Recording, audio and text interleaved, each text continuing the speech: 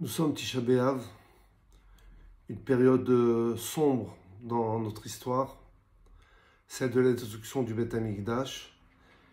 Et on va essayer de voir avec les références les raisons de cette catastrophe. Parce que c'est une vraie catastrophe et malheureusement c'est une catastrophe qui continue à durer, qui perdure. Et a priori on s'est tellement habitué que on ne se rend même pas compte que la catastrophe est toujours là. Alors, il y a un pasouk dans Parashat Hukat. Là-bas, c'est marqué que Vaishma Melech Arad, et le roi de Arad a entendu qui met Aaron, que Aaron à Cohen est mort. À la fin des 40 ans du désert, le roi de Arad, il a entendu que Aaron à Cohen est mort. Et puisqu'il a entendu qu'il est mort, alors il a décidé de rentrer en guerre contre le clan d'Israël. Quel rapport Aaron avec sa volonté de rentrer en guerre? Qu'est-ce qui l'a poussé? La raison, Rashi et tous les Mefarshim expliquent que Aaron, c'était le symbole de l'unité du shalom entre le clan d'Israël.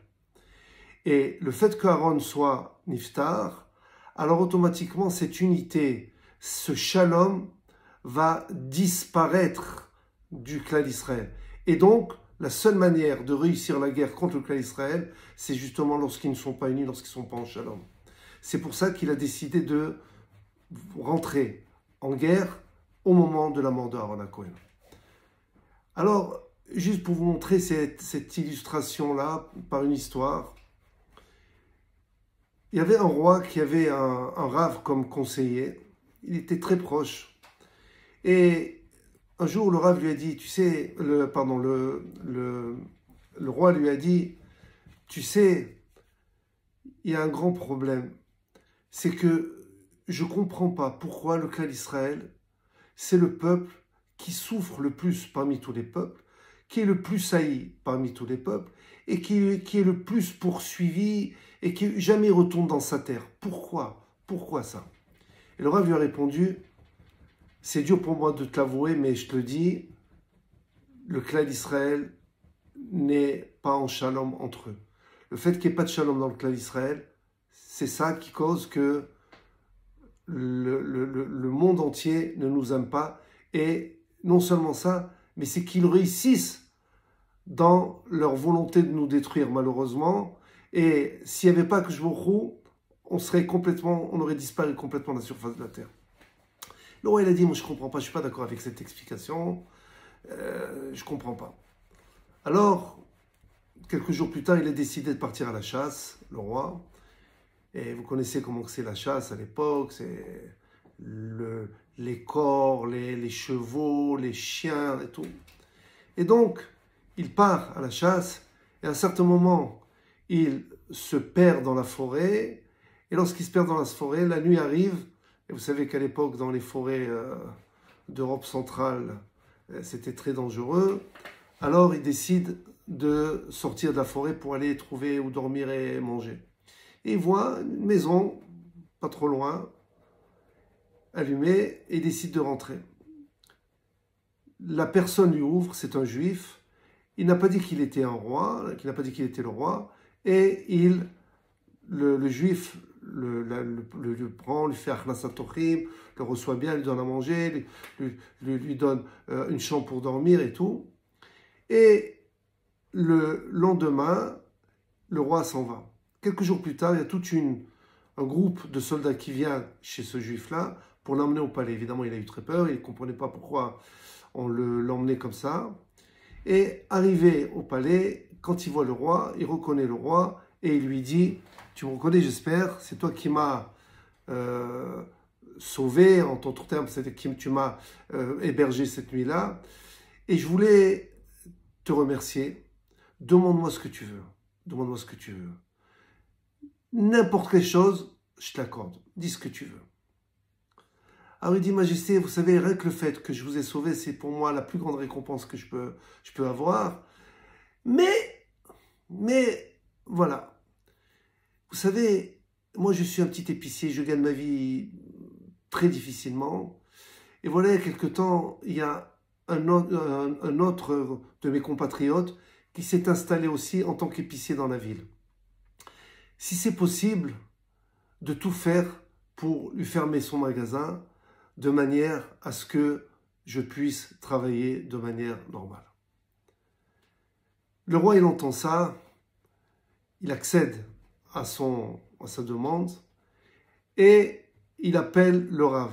Et il lui dit, tu as raison, je comprends maintenant pourquoi le clan d'Israël, malheureusement, pour vous, vous êtes complètement haï et détesté parce que Akadosh Baruch Hu, malheureusement, il n'est pas avec vous. Pourquoi? Cet homme-là, il aurait pu choisir n'importe quelle chose, je lui aurais donné. Je lui aurais donné de l'or, un salaire pendant 10 générations pour lui, sa femme, ses enfants, sur 10 générations. Il aurait pu fermer son magasin, il n'aurait pas eu besoin d'avoir encore cette épicerie-là. Qu'est-ce qu'il a préféré? Il a préféré que l'autre ferme pourvu que moi je reste, alors qu'il avait tout. Ça, je comprends que ça s'appelle la sinat hinam. Ça s'appelle vraiment de la haine gratuite, puisque tu aurais pu tout avoir. Pourquoi tu as besoin de forcer l'autre à fermer son magasin? D'ici, nous voyons que malheureusement, et c'est ce qui continue à se passer de nos jours, avec les événements qu'on voit, tout le monde nous déteste. Les Jeux Olympiques, ils ne veulent pas de nous. L'Eurovision, ils ne veulent pas de nous. On est complètement bannis des nations. En fin de compte, c'est pas si mal. Au moins, on ne rentre pas dans la manière de leur manière de réfléchir. On a notre Torah à nous. Mais la chose est que Béhémet, ils nous détestent. Vous savez pourquoi? Parce que justement, entre nous, il n'y a pas cette cohésion, il n'y a pas ce shalom-là. Et on le voit d'ailleurs lorsque, c'est marqué comme ça, lorsque Moshe Rabbeinu, il a vu ce séné-là, il a vu ce buisson qui brûlait, le passouk nous dit, et le feu, le buisson était dans le feu et il ne se consumait pas. Pourquoi c'est marqué, et le buisson était dans le feu et il ne se consumait pas? Il fallait marquer simplement, le feu brûlait le buisson, mais il ne se consumait pas. On dirait que c'est le feu qui était à l'intérieur du buisson et le buisson était, lui, la source de ce feu-là. Alors les Chachamim m'expliquent qu'en réalité, le mot séné, c'est comme le mot sin'a. Sin'a, c'est la haine. Lorsqu'il y a la haine, ça engendre le feu, ça veut dire les tsarot, les souffrances, le galout, l'exil du clan d'Israël. Ça veut dire, c'est la sin'a, le séné, qui crée ce feu-là, qui crée cette souffrance, ce galout jusqu'à maintenant. Et tout ça, pratiquement depuis 2000 ans. Et une Gemara dans Masechet Yoma, qui dit que les premiers, ça veut dire à l'époque du premier Beth Amikdash, ils ont su quelle était leur faute, alors ils ont su quand était leur délivrance. Ça veut dire, ils ont su leur faute qui a causé la destruction du premier Beth Amikdash, à savoir à l'époque c'était le meurtre, l'idolâtrie et la débauche. Alors puisqu'ils ont su, aussi ils ont su quand est-ce que allait se terminer leur exil, c'est-à-dire au bout de 70 ans, et la reconstruction du deuxième Beth Amikdash. En revanche, les seconds, c'est-à-dire à l'époque du deuxième Beth Amikdash, comme leur faute n'était pas découverte, alors aussi la fin du galout n'est pas connue. Quel rapport, Rabbi Yonatan Eibeshit, il pose comme question, quel rapport le fait que on connaisse la raison de sa faute, alors automatiquement on connaît le temps de la résurrection, ça veut dire le temps de la fin de l'exil.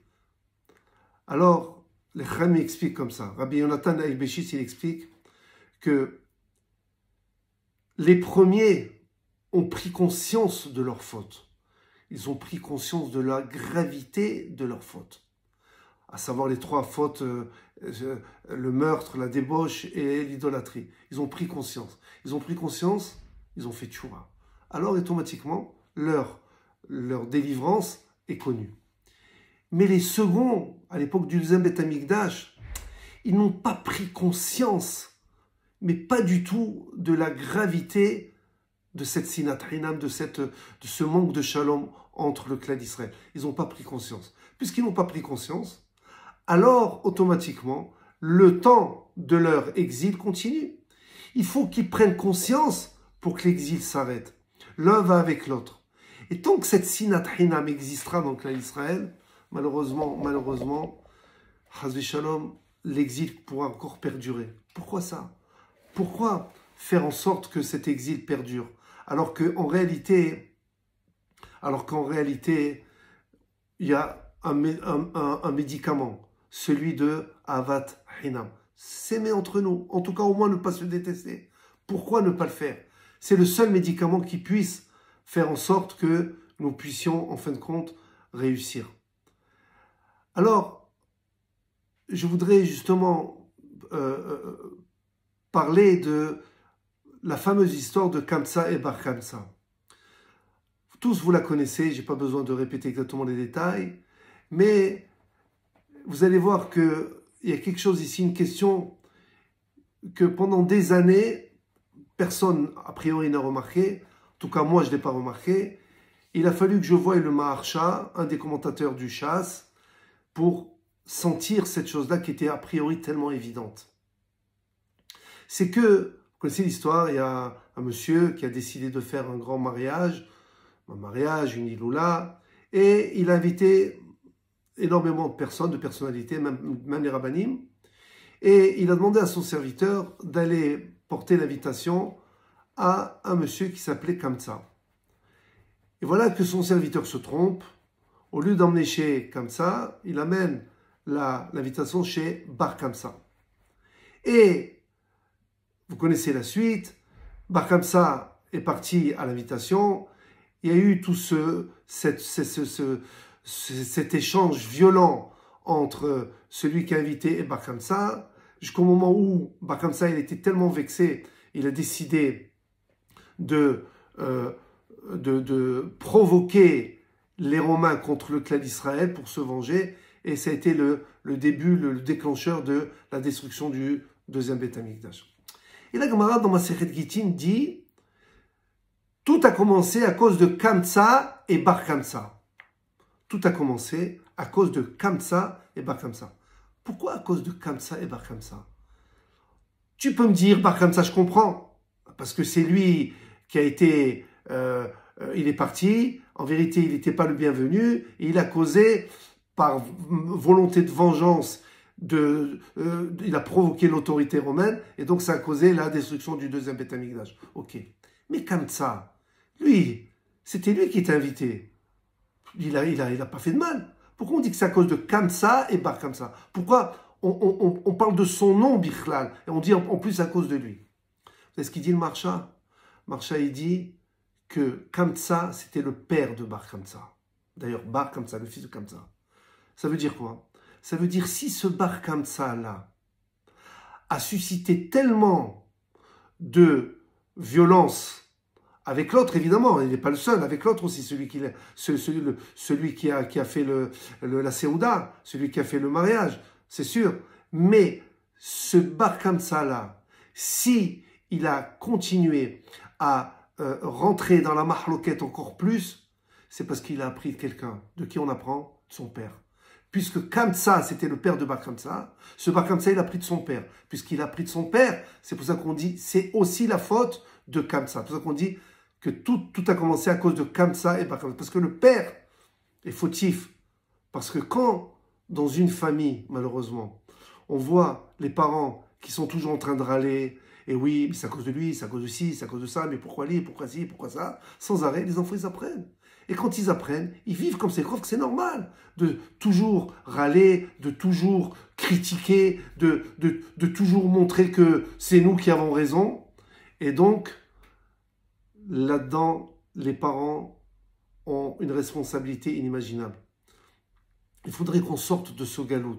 Il dure depuis trop longtemps. On souffre trop. On voit autour de nous nos frères, nos sœurs en Eretz Israël, tous ces soldats, les pauvres, combien ces jeunes gens, ils meurent, ils ont 20 ans, 22 ans.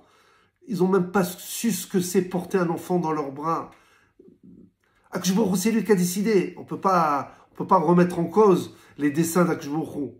Mais tout ça vient à cause du manque de shalom entre nous. Pourquoi ne pas réparer ça le plus vite possible? Ne pas chercher toujours à avoir raison, à montrer que c'est nous qui avons raison et que notre manière de réfléchir c'est la meilleure et pas celle des autres. Pourquoi pas? Écoute, pourquoi pas? Peut-être que c'est lui qui a raison, en tout cas plus que toi. En tout cas, il a moins tort que toi. Au moins, pourquoi ne pas accepter ça? Si on arrive à ça, alors on arrivera en fin de compte, à ce que Akshbourou, quand il voit que ses enfants, entre eux, s'aiment, se supportent, on peut comprendre le mot de deux manières. Se supporte, ça veut dire, se supporter comme un supporter, et se supporte, ça veut dire, on se supporte, on vit ensemble, on vit et on laisse vivre. Si on arrive à comprendre ce contexte-là de vivre et laisser vivre, alors automatiquement on arrivera au shalom. Je voudrais profiter aussi juste pour vous dire un fléau qui, malheureusement, qui gangrène le clan d'Israël, c'est celui de la drogue. C'est quelque chose que le clan d'Israël n'avait pas connu jusqu'à une dizaine d'années, en tout cas très peu. Malheureusement, dans beaucoup de villes, Paris, Lyon, Marseille, on voit que des familles et des bonnes familles touchent aux stupéfiants, à la drogue, à la cocaïne. Vous savez, c'est d'une gravité inimaginable. D'abord pour la personne elle-même, parce qu'elle va devenir un légume, ses neurones vont complètement s'atrophier, sans compter les problèmes de shalom bayit, les problèmes de hinour, les problèmes d'éducation avec les enfants. Et pire que ça, malheureusement, ça touche des bonnes familles. C'est-à-dire des familles dont les parents vont à des cours, mettent leurs enfants dans des écoles juives, font attention à Shabbat, vont aux tfilot, et malgré tout, ils touchent à ces stupéfiants-là. Qu'est-ce qui va se passer au bout d'un certain nombre d'années? Ces familles-là vont se marier entre elles. Est-ce que vous vous rendez compte que ces familles-là, lorsqu'elles vont se marier entre elles, alors il peut y avoir des dysfonctionnements complets au sein de la famille? Comment une famille, de bonne famille, puisse accepter de se marier avec une famille qui touche à la drogue? Combien de mahloquettes vont sortir de là, sans compter leur propre destruction eux-mêmes? Malheureusement, vous savez tout ça, d'où ça vient? Ça vient du fait qu'on est très mouche-pas, on est très influencé par ce qui se passe autour de nous. C'est devenu banal maintenant, tout le monde touche à la drogue, tout le monde. Et quand je vous parle de la drogue, c'est pas un pétard ou du shit.